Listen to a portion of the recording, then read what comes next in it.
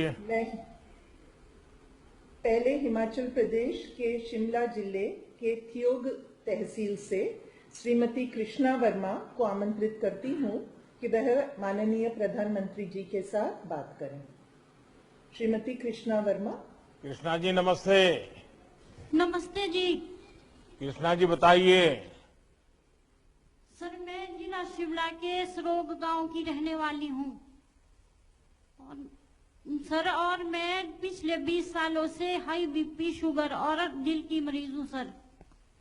और मैं पहले सर इसके लिए मुझे दवाइयां खानी पड़ती है सर उम्र भर के लिए। और जो मैं पहले जो मुझे ये दवाइयां प्राइवेट दुकानों में 5-6 हजार में मिलती थी, फिर जब सर मैं एक दिन दवाई लेने जब हॉस्पिटल आई तो मुझे वहाँ किसी ने बताया कि प्रधानमंत्री जी द्वारा जन औषधि की जो दुकान खोली गई है उसमें बहुत सारी सस्ती दवाइयां मिलती है। तब सर मैं जब वहां पे गई तो मुझे जो दवाइयां पहले 5-6 हजार पर एक महीने में देने पड़ते थे सर, और वो मुझे अब 1800 रुपए में मिल रही है। सर मैं पेशे से एक किसान हूँ और हम अपना गुजारा हम इस खेती बाड़ी से ही कर रही हूँ। और मैं मेरे पति और मेरा पूरा परिवार किसानी से जुड़ा हुआ है सर। और अब मुझे जब आपकी मोदी जी की दुकान से जो दवाइयां मिलती है, मेरे बहुत सारे पैसों की बचत हो रही है सर, और उससे मैं घर का खर्च भी चलाती हूँ और बुढ़ापे के लिए अपनी सेविंग भी कर रही हूँ सर। पहले लगता था जब हमें बहुत सारे पैसे देने पड़ते थे, मैं सोचती थी सर कि मैं या तो अपना इलाज करवाना छोड़ दूं या मैं मर जाऊं, क्योंकि मेरे घर परिवार पर पैसों का बहुत बोझ पड़ता था सर। इसलिए मैं सोचती थी कि मैं अपना इलाज ना करवाऊं। पर सर जब से आपकी मोदी जी की दुकान से दवाइयां लेती हूँ मुझे बहुत फायदा हो रहा है और वह मेरे जीने की आशा जगी है कि मैं अब नहीं अपना इलाज रोकूंगी। आप हमारे हिमाचल, हमारी देवभूमि के लिए आप देवदूत बनकर आए हैं सर। और मैं अपने आसपास की महिलाओं को, गरीब महिलाओं को, अपने रिश्तेदारों को भी बोलती हूँ कि आप जाइए मोदी जी की दुकान से जन औषधि से दवाइयां लीजिए और आप अच्छे से अच्छी वहाँ पे दवाइयां मिलती है और आप वहाँ से दवाइयां लीजिए और अपना पैसा भी बचाइए सर। आपने हम गरीब मरीजों, महिलाओं, किसान, बागवानों को जो आपने किया है उसके लिए हम उन सब की तरफ से आपका बहुत बहुत धन्यवाद करती हूँ सर। कृष्णा जी। हाँ जी कृष्णा जी, मुझे अच्छा लगा आज थियोग वालों के दर्शन मुझे हो रहे हैं। हाँ जी सर। शायद आपको मालूम है कि नहीं मुझे पता नहीं, मैं पहले थियोग बहुत आया करता था। हाँ क्योंकि जी मेरा एक कार्यक्षेत्र था तो मेरा थियोग आना बहुत स्वाभाविक था। लेकिन मैं हैरान हूँ, थियोग में तो 25-50 कदम भी सीधी सड़क नहीं है, ऊपर चढ़ना उतरना पड़ता है। उसके बाद भी आपको डायबिटीज कैसे हो गया? पता नहीं सर कैसे हो गया है, तो मुझे नहीं मालूम। अभी कितना पैसा पहले खर्च होता था, अभी कितना होता है? सर 1800 रुपया खर्च होता है सर। अब पहले कितना होता था? 5-6 हजार एक महीने में देना पड़ता था सर। और ये दवाइयां मुझे खानी भी जीवन भर है सर। कृष्णा जी देखिए, दवाइयां तो जरूर खानी पड़ेगी क्योंकि अब ये बीमारी ऐसी है कि घुस गई है। लेकिन आप भी कुछ योगा वगैरह करते रहिए, जरूर उससे लाभ होगा। डायबिटीज के लिए भी कुछ योगा है, इसका लाभ लेना चाहिए। लेकिन मुझे बहुत अच्छा लगा, आज थियोग के लोगों के मुझे दर्शन हो रहे हैं, बहुत बड़ी संख्या में लोग वहां बैठे हैं, सबको मुझे दर्शन करने का सौभाग्य मिला है। और मुझे बहुत अच्छा लगा कि आप भी औरों को इस काम के लिए प्रेरित करती हैं, मोदी की दुकान पर लोगों को भेजती हैं। आप लोगों के पैसे बचेंगे तो अच्छे काम में आएंगे। और सरकार की कोशिश यही है कि दवाई के पीछे जो खर्च होता है, जो गरीब परिवार, मध्यम वर्ग के परिवार को उसके कारण बहुत तकलीफ हो जाती है। लेकिन आपने ये बात को ठीक से पकड़ा, लोगों को पहुंचाया। मेरी तरफ से आपके उत्तम स्वास्थ्य के लिए मैं प्रार्थना करता हूं। और थियोग में तो बीमारी होनी ही नहीं चाहिए जी। मैं थियोग इतना बढ़िया जगह है, वहां बीमारी नहीं घुसनी चाहिए। चलिए, बहुत बहुत शुभकामनाएं आपको। जी सर, मैं भगवान से प्रार्थना करती हूँ सर कि आप दीर्घ आयु हो। आप बागवानों, गरीबों और किसानों के हितैषी है सर। मैं भगवान से प्रार्थना करती हूँ कि आप दीर्घ आयु हो। हम गरीबों, बागवानों, किसानों के लिए ऐसे ही कार्य करते रहें। बस और मैं आप माताओं बहनों का आशीर्वाद ही मेरे लिए बहुत कुछ है। और हिमाचल का तो हर परिवार देवदूत परिवार है। हर परिवार ने देश की रक्षा के लिए बच्चों को दिया है। तो हिमालय तो अपने आप में देवदूत का भूमि है। हाँ जी सर। धन्यवाद। साथ में मैं माननीय मुख्यमंत्री श्री जयराम ठाकुर जी का भी तहे दिल से धन्यवाद करूंगी सर। ये भी हमारे गरीब किसान, बागवान, महिलाओं के लिए बहुत अच्छे कार्य कर रहे हैं सर। बाकी यहाँ बैठे जो और भी गणमान्य व्यक्ति है, मैं उनका भी तहे दिल से शुक्रिया अदा करती हूँ। बहुत धन्यवाद, बहुत धन्यवाद सर। हाँ, धन्यवाद Krishna ji. Sir thank you. अभी हम मध्य प्रदेश में भोपाल में सर श्रीमती रुबीना जी और उनके बेटे मोहम्मद जैयद साहब जो लाभार्थी हैं इस योजना के, उनसे। रुबीना जी नमस्ते। नमस्ते जी मोदी जी। मोहम्मद क्या पढ़ते हो? जी सर कुछ नहीं करते मोदी जी। मोहम्मद पढ़ते हैं क्या? जी नमाज पढ़ते हैं जी। हाँ नमस्ते। नमस्ते जी मोदी जी। मैं भोपाल से बोल रही हूँ। मेरा कहना ये, मैं रुबीना जी बोल रही हूँ भोपाल से। जी मेरे बताइए। पति बस पे कंडक्टरी करते हैं, जिसकी तनख्वाह 5,000 रुपए महीना है। और मेरे बेटे को दिमाग की बीमारी, इसकी वजह से झटके आते हैं और उसका थोड़ा सा दिमाग माइंड डिस्टर्ब भी है। और जो 5,000 रुपए महीने की दवाइयां मैं इसको खिलाती हूँ, मैं अपना घर का खर्चा पूरा नहीं कर पाती हूँ। बहुत परेशान हूँ मैं, और साथ में कर्जदार भी हूँ। और मेरे घर गिरवी रखने की और लोन लेने की नौबत आ चुकी है। लेकिन मेरे पड़ोसी ने मुझे बताया कि मोदी जी की दुकान से सस्ती दवाइयां मिल रही हैं। मैं मोदी जी की दुकान गई, वहां से सस्ती दवाइयां खरीदी। मुझे 2,000 रुपए महीने की मिली। मेरे पैसों की बचत हुई। मुझे बहुत खुशी हुई कि मोदी जी ने हम गरीबों के लिए सहायता करी और आगे भी सहायता करें। मेरा कहना यह है कि हम सभी महिलाओं के लिए मोदी जी की सहायता से जुड़े रहें, ताकि मोदी जी हमारे आगे सहायता करें। रुबीना जी, मैं जानता हूं जब घर में बीमारी आती है और बच्चे की ऐसी स्थिति है, आपको हर पल बच्चे को संभालना पड़ता है, तो मैं जानता हूं एक माँ को कितनी तकलीफ होती होगी। मैं इसका पूरा अंदाज लगा सकता हूँ। जी सर मैं अपने घर ठीक से नहीं कर पा रही, बहुत परेशान हूँ। और जब बीमारी आ जाती है तो मजबूरी हो जाती है कि दवाइयों का खर्चा करना ही पड़ता है। अब ये भी सही है कि दवाइयाँ बहुत महंगी होती हैं। तो बस आप गरीबों के लिए, मध्यम वर्ग के लोगों के लिए जो एक दिल में दर्द है, उसी में से ये प्रधानमंत्री जन औषधि योजना का जन्म हुआ। अब तक आप जैसे परिवारों का करीब 9,000 करोड़ रुपए से ज्यादा पैसा बच गया है, क्योंकि दवाइयां उनको बहुत कम पैसों में मिल गई। और उसके कारण वो पहले दवाई लेते नहीं थे, अब दवाई ले रहे हैं। तो एक तो शरीर को भी लाभ हो गया, पैसे बच गए, तो परिवार को भी लाभ हो गया कि भाई चलो अब अच्छे काम के लिए, बच्चों की पढ़ाई के लिए हम पैसों का खर्च करेंगे। तो मुझे बहुत अच्छा लगा। और आपसे मेरा यही आग्रह होगा कि जिनसे भी आप जानते हैं, पहचानते हैं, अगर उनको दवाइयां खानी पड़ रही है तो उनको जरूर बताइए कि आप ये जन औषधि केंद्र से दवाई लीजिए। लोग उसको मोदी की दवाई दुकान कहते हैं, तो मोदी की दुकान से खरीदिए और जाकर के अपने पैसे भी बचाइए और दवाई लेने में कभी कोताही मत बरतिए। पैसों के अभाव में दवा न लें, ये स्थिति नहीं होनी चाहिए। इसलिए मैं सब मेरे भाइयों बहनों से यही कहूंगा कि कम पैसों में दवाई मिल जाती है और दवाई अच्छी होती है। आप विश्वास के साथ इसको कीजिए। बस मेरी आपको शुभकामना है, बहुत जल्दी स्वस्थ हो जाए और आपके बेटे का जीवन भी बहुत अच्छा बन जाए। बहुत बहुत शुभकामनाएं।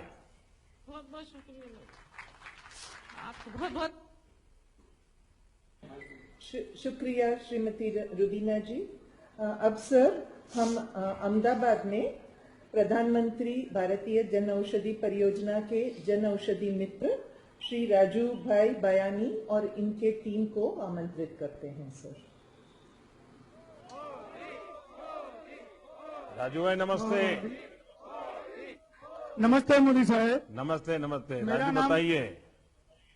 सर मेरा नाम राजू भायानी है, मैं अहमदाबाद का रहवासी हूँ। सर मैं करीबन 2 अहमदाबाद साल में से कहाँ रहते हैं राजू जी? सर मैं नया निकोल में रहता हूँ। सर करीबन 2 साल से मैं प्रधानमंत्री भारतीय जन औषधि परियोजना के साथ जुड़ा हुआ हूँ। सर हम लोगों ने जब ये कोरोना की महामारी में हम सब जन औषधि मित्रों ने मिलकर एक अभियान की शुरुआत की थी।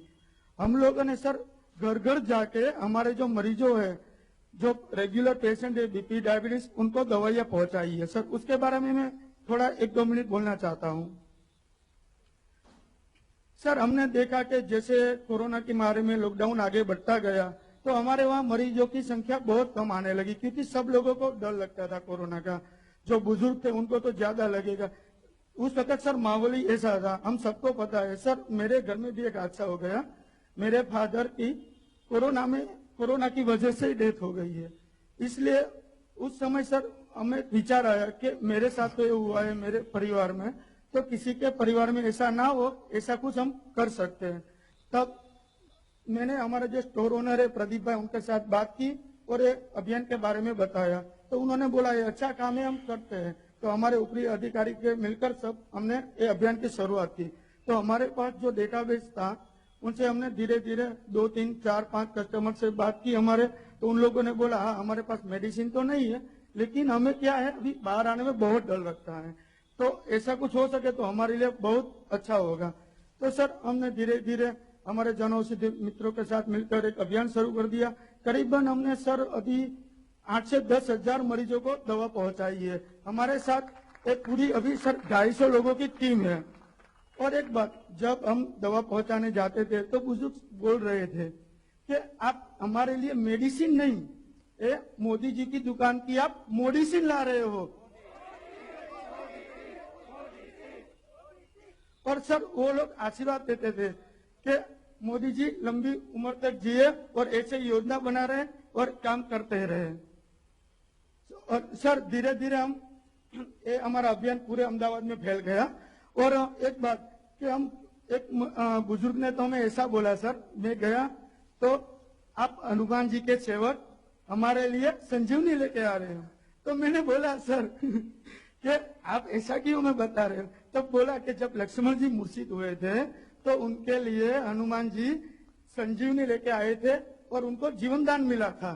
तो ऐसे ही हम जैसे कई मरीज है जिनके लिए मोदी जी एक दुकान से संजीवनी दे रहे हैं और हम जी रहे हैं। तो सर बहुत सारे आशीर्वाद मिल रहे थे और आपके लिए दुआ है, हम लोगों को भी सब बड़ी लोग के आशीर्वाद मिल रहे हैं।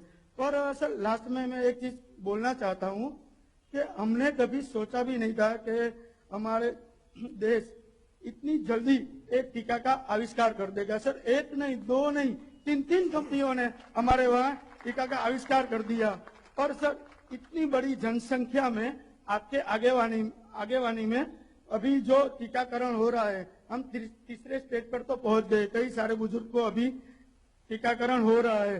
तो सर और एक बात कि हमारे वहाँ तो टीकाकरण हो रहा है, सर आपने कई ऐसे देश है जहाँ पर टीका की उपलब्धि नहीं है, वहाँ पर भी आप पहुंचा रहे हैं। तो सर इनके लिए हम सब जन औषधि मित्रों की तरफ से मैं आपको सैल्यूट देना चाहता हूँ सर। राजू जी सबसे पहले तो मैं आपको और आपके सभी नौजवानों को बधाई देता हूं। जब मैं आपकी बातें सुन रहा था तो ये सिर्फ मुझे ही प्रभावित करती थी ऐसा नहीं, मुझे ही प्रेरित करती थी ऐसा नहीं, लेकिन ये बातें आज दूरदर्शन के माध्यम से, टीवी के माध्यम से देश के जितने युवा सुन रहे हैं उन सबको आप प्रेरित कर रहे हैं, प्रेरणा दे रहे हैं। क्योंकि आपने कोरोना के संकट में अपने पिताजी को खोया, लेकिन उसमें से आपने समाज के लिए कुछ करने का संकल्प लिया और आपने धीरे धीरे 200-250 साथी बना लिए और घर घर आज भी आप जन औषधि पहुंचा रहे हैं। आप हर परिवार का कितना पैसा बचा रहे हैं और दवाई सस्ती मिलने के कारण वो दवाई के पीछे जरूरी जो भी खर्च करना पड़े वो करता भी है, तो कईयों की जिंदगी बचा रहे हैं। तो सचमुच में आप बहुत उत्तम काम कर रहे हैं।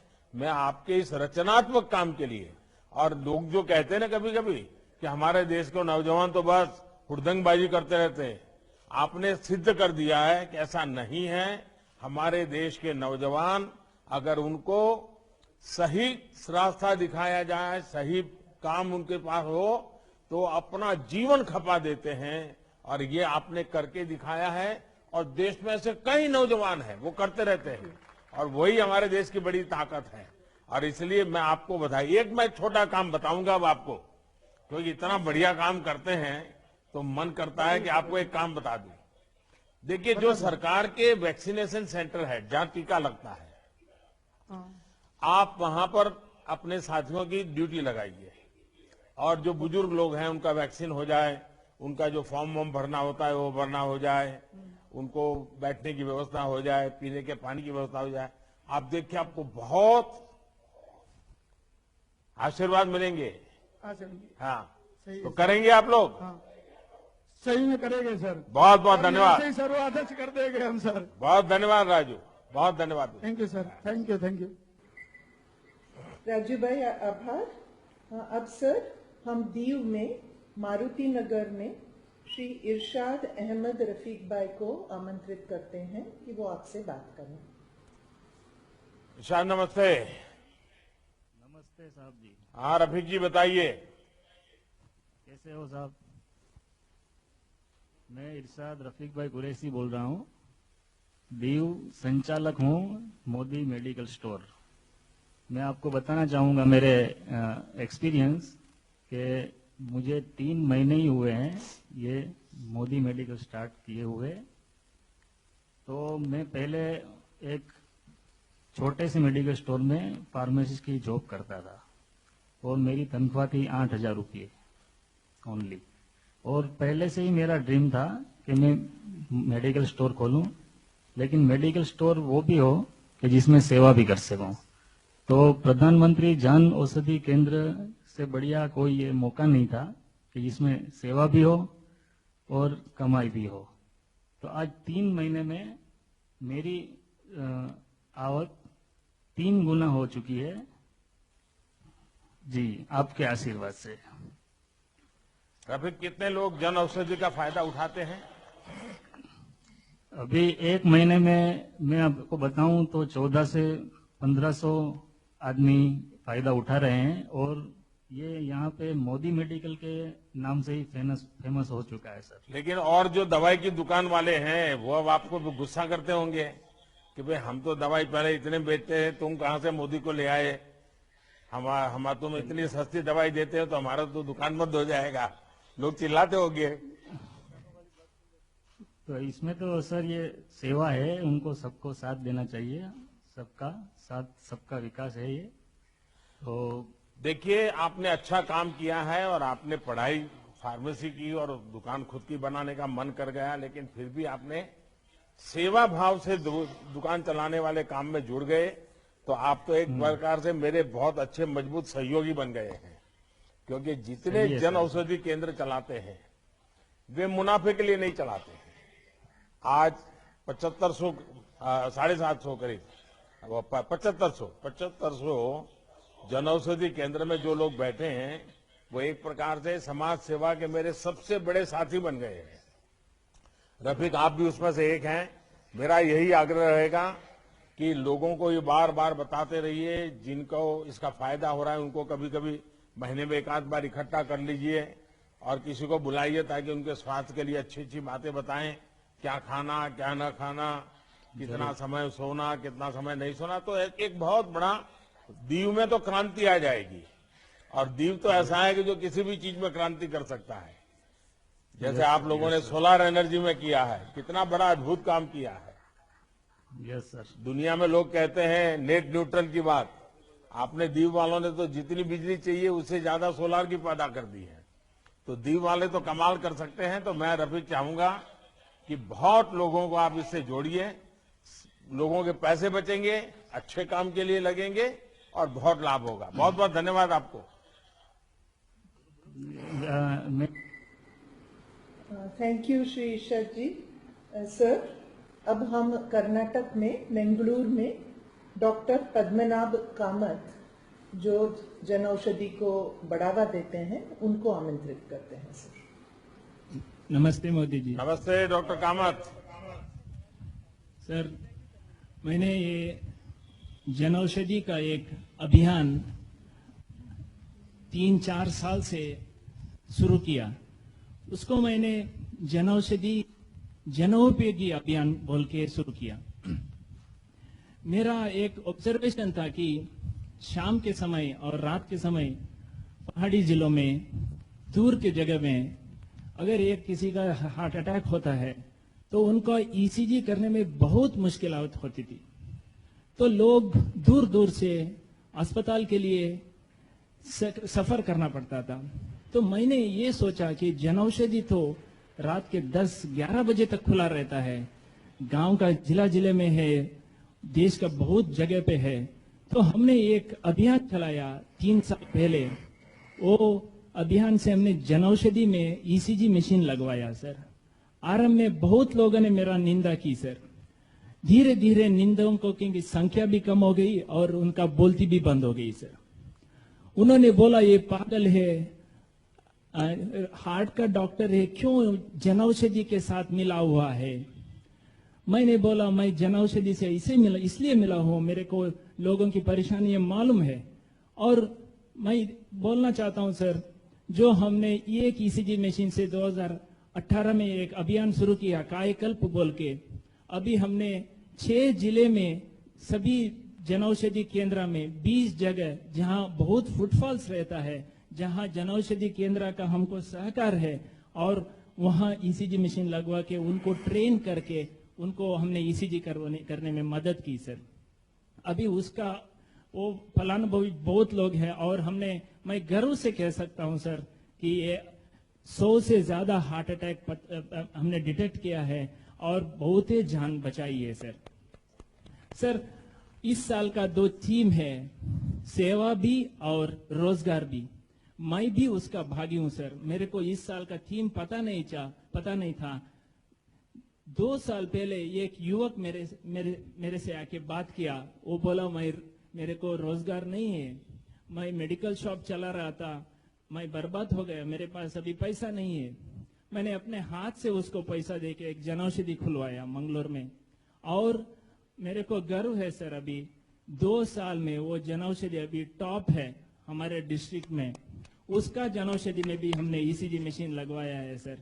सो मेरा बोलना है सर कि जनऔषधि को जनोपयोगी बनाने से हमारा हैसियत भी बढ़ जाएगा और हमारा वो लोगों में उनका एक इज्जत भी बढ़ जाएगा। सर, बहुत लोग मेरे से आके बोलते थे, आप इतना बड़े डॉक्टर हो के जनऔषधि पेशेंट को क्यों भेजते हो। मैं बोलता था, मोदी मेडिकल्स के आपको उसको विश्वास नहीं है, आपको कोई हैसियत पे, मोदी की हैसियत पे कोई डाउट है? नहीं है ना, मेरे को भी डाउट नहीं है। आप जाओ उधर, अच्छी दवा मिलेगी। अभी जो मेरा निंदा करते थे अभी चुप हो गए हैं सर। डॉक्टर कामत, मैं सबसे पहले तो आपके इस सेवा भाव के लिए बधाई देता हूं। और आप कन्नड़ भाषा से जुड़े हुए हैं, लेकिन आज आपने मुझे एक अच्छा नारा दे दिया, जन औषधि जन उपयोगी। बहुत ही अच्छा आपने हिंदी में नारा दे दिया, जन औषधि जन उपयोगी। और डॉक्टर, आपकी ये इनोवेटिव कल्पना है, ये मुझे लगता है, वैसे आपको देख करके ही लगता है कि शायद सेवा आपके संस्कार है। एक डॉक्टर के नाते जिस सरलता से आप बात बता रहे हैं, यानी हम जो डॉक्टरों की कल्पना करते हैं वो एक सा का मूर्त रूप है आप। और मुझे अच्छा लगा, आपके दर्शन करने का मुझे मौका मिला। और आपने आर्थिक रूप से संकट में एक नौजवान को मदद करके उसको एक अच्छा ही रास्ता दिखा दिया।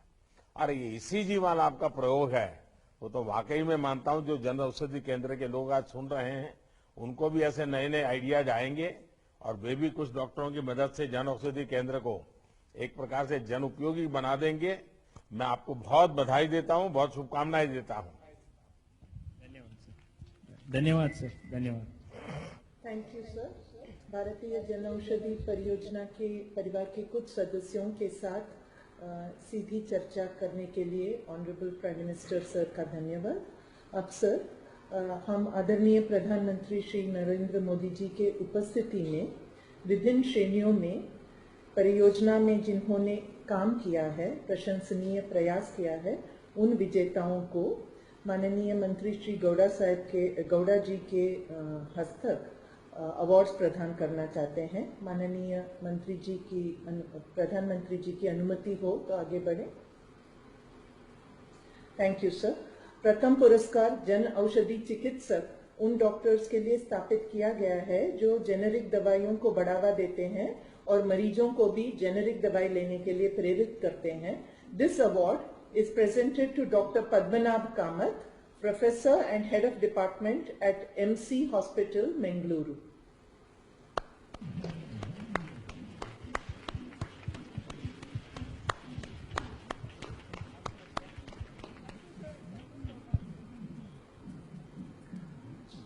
दूसरा पुरस्कार जन औषधि सारथी उन स्थानिक वितरक डिस्ट्रीब्यूटर्स के लिए स्थापित किया गया है जिन्होंने अपने क्षेत्र में जन औषधि केंद्रों पे सबसे ज्यादा जन औषधि दवाइयां सप्लाई की है। This award is presented to Shri Gautam Kumar Jain, Bengaluru, Karnataka, for highest supplies by a distributor under the scheme.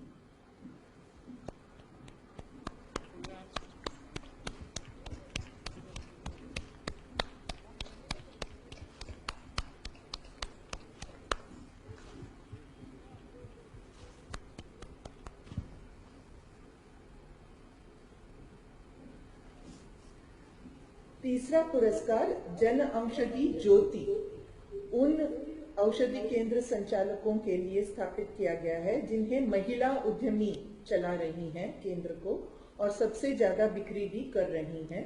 और यह पुरस्कार जन औषधि केंद्र मुरादाबाद, उत्तर प्रदेश की संचालक श्रीमती विनीता जैन को हर महीने लगभग ₹8 से 9 लाख की बिक्री करने के लिए दिया जा रहा है। किसी कारणवश श्रीमती विनीता जैन इस कार्यक्रम में उपस्थित नहीं है, परंतु पुरस्कार उनको अपने केंद्र पर पहुंचाया जाएगा। वो शिष्य आ गए हैं।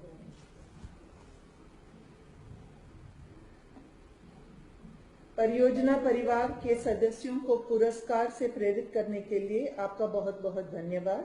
अब आदरणीय प्रधानमंत्री जी से नम्र आग्रह है कि अपने संबोधन द्वारा अपने दिशा दर्शक विचारों की अभिव्यक्ति करें।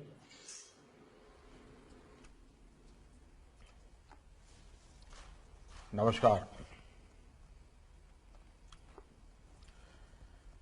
इस कार्यक्रम में मेरे साथ जुड़े केंद्रीय मंत्रिमंडल के मेरे साथी श्री DV सदानंद गौड़ा जी, श्री मनसुख मांडविया जी,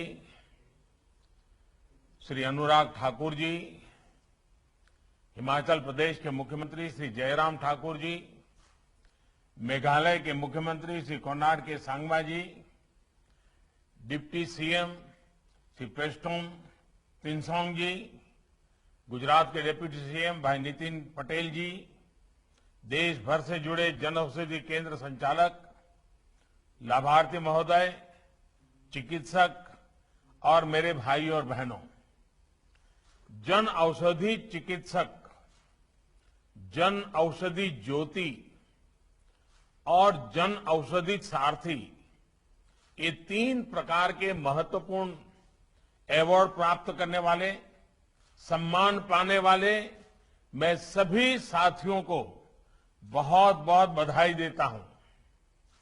साथियों, जन औषधि योजना को देश के कोने कोने में चलाने वाले और इसके कुछ लाभार्थियों से आज मुझे बातचीत करने का अवसर मिला और जो चर्चा हुई है उसमें स्पष्ट है कि ये योजना गरीब और विशेष करके मध्यम वर्गीय परिवारों की बहुत बड़ी साथी बन रही है। ये योजना सेवा और रोजगार दोनों का माध्यम बन रही है।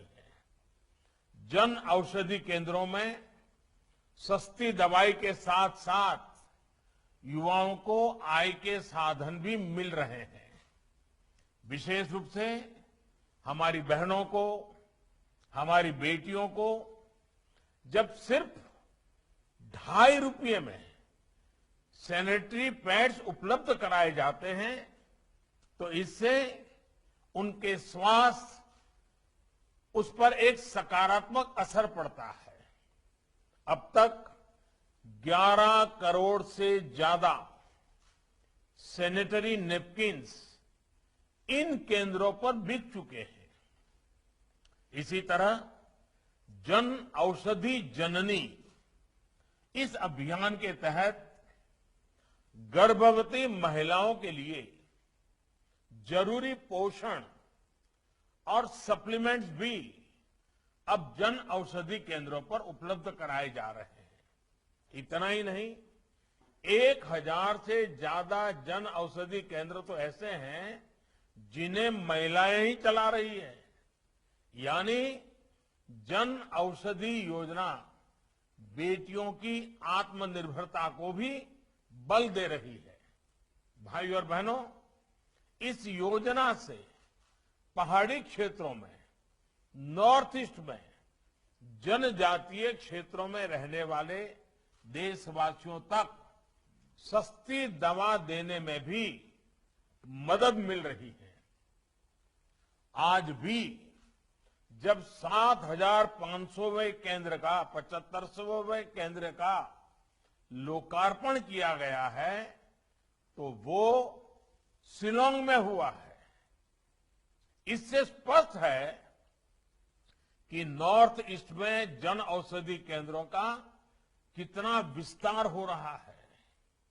साथियों, 7500 के पड़ाव तक पहुंचना इसलिए भी अहम है क्योंकि 6 साल पहले तक देश में ऐसे 100 केंद्र भी नहीं थे और हम हो सके उतना जल्दी तेजी से 10,000 का टारगेट पार करना चाहते हैं। मैं आज राज्य सरकारों से, विभाग के लोगों से एक आग्रह करूंगा। आजादी के 75 साल हमारे सामने महत्वपूर्ण अवसर है। क्या हम ये तय कर सकते हैं कि देश के कम से कम 75 जिले ऐसे होंगे जहां पर 75 से ज्यादा जन औषधि केंद्र होंगे और वे आने वाले कुछ ही समय में हम कर देंगे। आप देखिए कितना बड़ा फैलाव बढ़ता जाएगा। उसी प्रकार से उसका लाभ लेने वालों की संख्या का भी लक्ष्य तय करना चाहिए। अब एक भी जन औषधि केंद्र ऐसा न हो कि जिसमें आज जितने लोग आते हैं उसकी संख्या 2 गुनी 3 गुनी न हो। इन 2 चीजों को लेकर के हमने काम करना चाहिए। एक काम जितना जल्दी होगा देश के गरीबों को उतना ही लाभ होगा। ये जन औषधि केंद्र हर साल गरीब और मध्यम वर्ग के परिवारों में के लगभग 3600 करोड़ रुपए बचा रहे हैं और ये रकम छोटी नहीं है जो पहले महंगी दवाओं में खर्च हो जाते थे। यानी अब इन परिवारों के 3600 करोड़ रुपए परिवार के अच्छे कामों के लिए और अधिक उपयोगी होने लगे हैं। साथियों, जन औषधि योजना का तेजी से प्रसार हो, इसके लिए इन केंद्रों का इंसेंटिव भी 2.5 लाख से बढ़ाकर 5 लाख कर दिया गया है। इसके अलावा दलितों, आदिवासियों, महिलाओं और पूर्वोत्तर के लोगों के लिए 2 लाख रुपए का इंसेंटिव अलग से दिया जा रहा है। ये पैसा उन्हें अपना स्टोर बनाने, उसके लिए जरूरी फर्नीचर वगैरह लाने में मदद करता है। इन अवसरों के साथ ही इस योजना से फार्मा सेक्टर में संभावनाओं का एक नया आयाम भी खुला है। भाइयों और बहनों, आज मेड इन इंडिया दवाइयां और सर्जिकल्स की मांग बढ़ी है। मांग बढ़ने से प्रोडक्शन भी बढ़ रहा है। इससे भी बड़ी संख्या में रोजगार के अवसर पैदा हो रहे हैं। मुझे खुशी है कि अब 75 आयुष दवाएं, जिसमें होम्योपैथी होती है, आयुर्वेद होता है, उसको भी जन औषधि केंद्रों में उपलब्ध कराए जाने का फैसला लिया गया है। आयुष दवाएं सस्ते में मिलने से मरीजों का फायदा तो होगा ही, साथ ही इसमें आयुर्वेद और आयुष मेडिसिन के क्षेत्र को भी बहुत बड़ा लाभ होगा। साथियों, लंबे समय तक देश की सरकारी सोच में स्वास्थ्य को सिर्फ बीमारी और इलाज का ही विषय माना गया, लेकिन स्वास्थ्य का विषय सिर्फ बीमारी से मुक्ति इतना नहीं है और इलाज तक भी सीमित नहीं है, बल्कि ये देश के पूरे आर्थिक और सामाजिक ताने बाने को प्रभावित करता है। जिस देश की आबादी, जिस देश के लोग, पुरुष हो, स्त्री हो, शहर के हो, गांव को हो, बुजुर्ग हो, छोटे हो, नौजवान हो, बच्चे हो, वो जितने ज्यादा स्वस्थ होते हैं उतना वो राष्ट्र भी समृद्ध होता है। उनकी ताकत बहुत उपयोगी होती है, देश को आगे बढ़ाने में, ऊर्जा बढ़ाने में काम आती है। इसलिए हमने इलाज की सुविधा बढ़ाने के साथ ही उन बातों पर भी जोर दिया है जो बीमारी की वजह बनती है। जब देश में स्वच्छ भारत अभियान चलाते हैं, जब देश में करोड़ों शौचालयों का निर्माण होता है, जब देश में मुफ्त गैस कनेक्शन देने का अभियान चलता है, जब देश में आयुष्मान भारत योजना घर घर पहुंच रही है, मिशन इंद्रधनुष हो, पोषण अभियान चला, तो इसके पीछे यही सोच थी। हमने हेल्थ को लेकर टुकड़ों टुकड़ों में नहीं, बल्कि एक संपूर्णता की सोच के साथ एक होलिस्टिक तरीके से काम किया। हमने योग को दुनिया में नई पहचान दिलाने के लिए प्रयास किए। आज अंतर्राष्ट्रीय योग दिवस पूरी दुनिया मना रही है और बड़े चाव से मना रही है, जी जान से मना रही है। आप देखिए कितने बड़े गर्व की बात होती है जब हमारे काढ़े, हमारे मसालों, हमारे आयुष के समाधानों की चर्चा करते हैं से पहले जो कभी हिचकते थे वो आज गर्व के साथ एक दूसरे को कहते हैं ये लीजिए। आजकल हमारी हल्दी का एक्सपोर्ट इतना बढ़ गया है कि कोरोना के बाद दुनिया को लगा है भारत के पास तो बहुत कुछ है। आज दुनिया भारत का लोहा मान रही है, हमारी परंपरागत ट्रेडिशनल मेडिसिन का लोहा मानने लगी है। हमारे यहां खाने में जो चीजें कभी बहुत उपयोगी होती थी, जैसे रागी, कोरा, कोदा, जवार, बाजरा, ऐसे दर्जनों मोटे अनाजों की हमारे देश में समृद्ध परंपरा है। जब पिछली बार मैं कर्नाटका का मेरा प्रवास था तो हमारे वहां के मुख्यमंत्री येदियुरप्पा जी ने मोटे अनाज का एक बहुत बड़ा शो रखा था और इतने प्रकार के मोटे अनाज जो छोटे छोटे किसान पैदा कर, उसकी कितनी पौष्टिकता है, बड़ा अच्छे से उन्होंने उसको प्रदर्शित किया था। लेकिन हम जानते हैं इन पौष्टिक अनाजों को देश में उतना प्रोत्साहन नहीं किया गया। एक प्रकार से ये तो गरीबों का है, ये तो जिसके पास पैसे नहीं वो खाता है, ये मानसिकता बन गई थी। लेकिन आज अचानक स्थिति बदल गई है और स्थिति बदलने के लिए हमने लगातार प्रयास किया है। आज मोटे अनाजों को न सिर्फ प्रोत्साहित किया जा रहा है, बल्कि अब भारत की पहल पर संयुक्त राष्ट्र यूनाइटेड नेशंस ने, यूएन ने वर्ष 2023 को इंटरनेशनल ईयर ऑफ मिलेट्स की भी घोषित किया है। ये मोटा अनाज मिलेट्स पर फोकस से देश की पौष्टिक अन्न भी मिलेगा और हमारे किसानों की आय भी बढ़ेगी। और अब तो 5 स्टार होटल में भी लोग ऑर्डर करते समय कहते हैं कि हमें वो मोटे अनाज की फलानी चीज खानी है। धीरे धीरे, क्योंकि सबको लगने लगा है कि एक मोटा अनाज शरीर के लिए बहुत उपयोगी है। और अब तो यूएन ने माना है, दुनिया ने माना है, 2023 में पूरी दुनिया एक वर्ष के रूप में उसको मनाने वाली है। और इसका सबसे बड़ा लाभ हमारे छोटे किसानों को होने वाला है, क्योंकि मोटा अनाज वहीं पैदा होता है, वही लोग मेहनत करके निकालते हैं। साथियों, बीते वर्षों में इलाज में आने वाले हर तरह के भेदभाव को समाप्त करने का प्रयास किया गया है। इलाज को हर गरीब तक पहुंचाया गया है।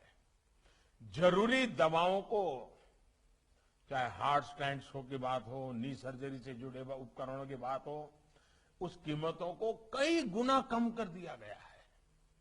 इससे लोगों को सालाना करीब 12,500 करोड़ रुपए की बचत हो रही है। आयुष्मान योजना से देश के 50 करोड़ से ज्यादा गरीब परिवारों को 5 लाख रुपए तक का मुफ्त इलाज सुनिश्चित किया है। इसका लाभ अब तक 1.5 करोड़ से ज्यादा लोग ले चुके हैं। अनुमान है कि इससे भी लोगों को करीब 30,000 करोड़ रुपए की बचत हुई है।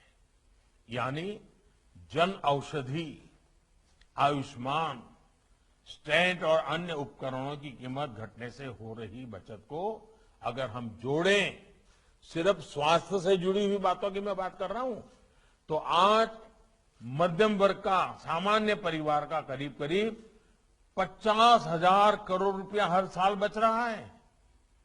साथियों, भारत दुनिया की फार्मेसी है, ये सिद्ध हो चुका है। दुनिया हमारी जेनरिक दवाएं लेती है, लेकिन हमारे यहां ही उनको एक प्रकार से उदासीनता रही, प्रोत्साहित नहीं किया गया। अब हमने इस पर बल दिया है। हमने जेनरिक दवाओं पर जितना जोर लगा सकते हैं लगा, ताकि सामान्य मानवी का पैसा बचना चाहिए और बीमारी भी जानी चाहिए। कोरोना काल में दुनिया ने भी भारत की दवाओं की शक्ति को अनुभव किया है। यही स्थिति हमारी वैक्सीन इंडस्ट्री की थी। भारत के पास अनेक बीमारियों की वैक्सीन बनाने की क्षमता थी, लेकिन जरूरी प्रोत्साहन की कमी थी। हमने इंडस्ट्री को प्रोत्साहित किया और आज भारत में बने टीके हमारे बच्चों को बचाने के काम आ रहे हैं। साथियों, देश को आज अपने वैज्ञानिकों पर गर्व है कि हमारे पास मेड इन इंडिया वैक्सीन अपने लिए भी है और दुनिया की मदद करने के लिए भी है। हमारी सरकार ने यहां भी देश के गरीबों का, मध्यम वर्ग का विशेष ध्यान रखा है। आज सरकारी अस्पतालों में कोरोना का फ्री टीका लगाया जा रहा है।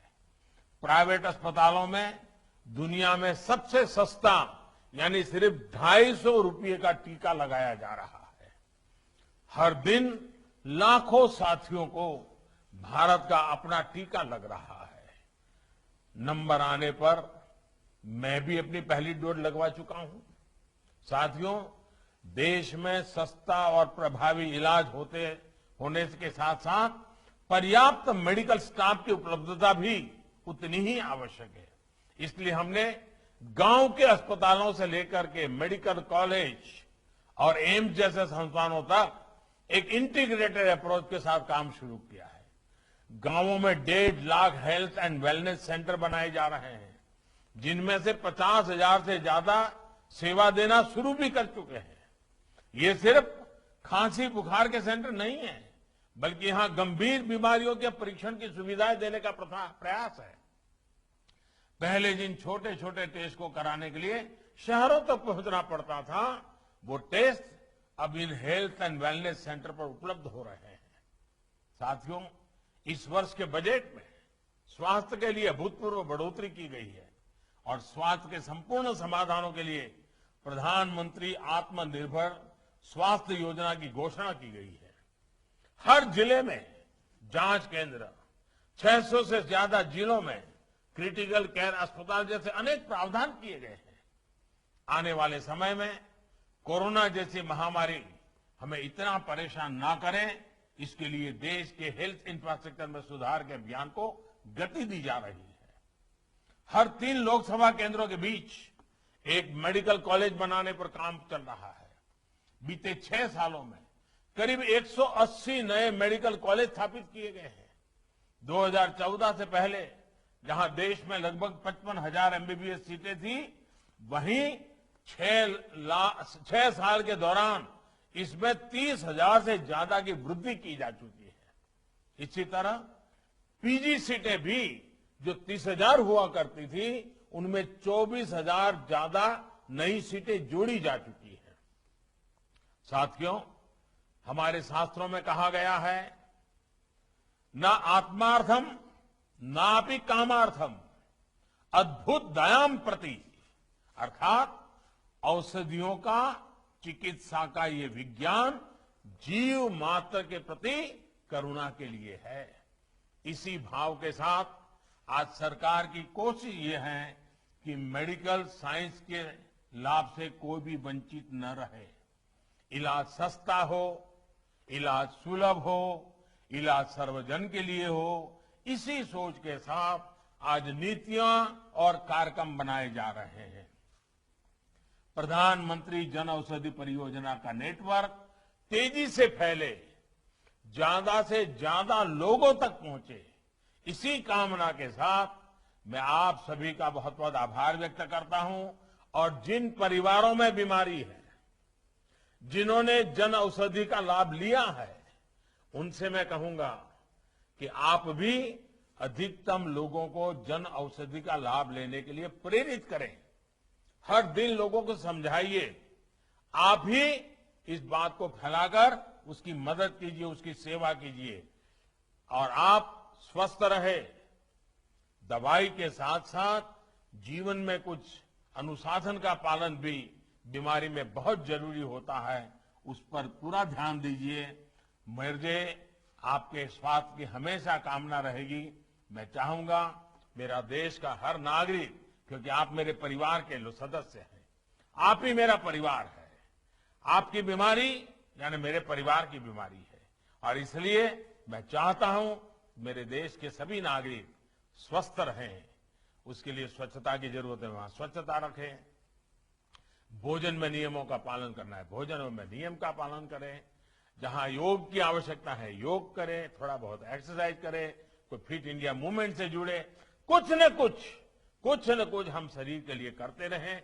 जरूर बीमारी से बचेंगे, और बीमारी आ गई तो जन औषधि हमें बीमारी से लड़ने की ताकत देगी। इसी एक अपेक्षा के साथ मैं फिर से एक बार आप सबका बहुत बहुत धन्यवाद करता हूं और सभी को बहुत शुभकामनाएं देता हूं। Thank you.